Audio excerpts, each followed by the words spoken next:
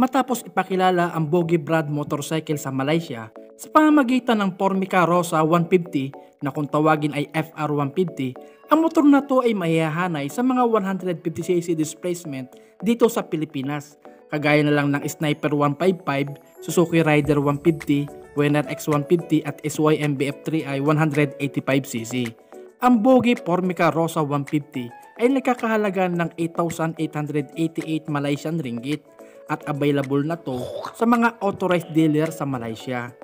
Ang motor na to ay may tatlong kulay na pwede kang pamilian, ang Canary Yellow, Het Red, Bold Blue. At kung power ang pag-uusapan ay equipped na din ito ng dual overhead cam engine na may kakayahang magdala ng 11.5 kW at 8,500 RPM at maximum torque na 13.5 Nm at 7,500 RPM. Ang motor na to ay may picture na single cylinder na may 4-valve configuration at 6-speed manual clutch gearbox.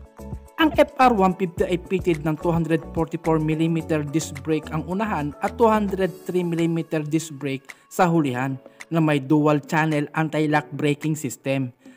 Ang suspension ng motor na to ay telescopic type ang unahan at monoshock ang hulihan upang ma-improve ang handling at stability. Ang Bogie Formica Rosa 150 ay equipped na din ng keyless system upang madaling i-operate. Nagtataglay na din ito ng sleeper clutch system.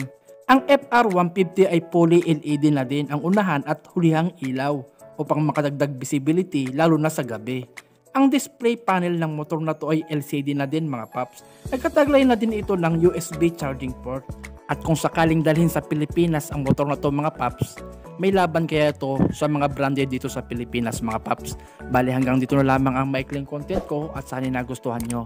Pakisubscribe na lang din po, din hit the notification bell para updated ka po sa lahat ng video na aking ilalabas. Maraming salamat mga paps.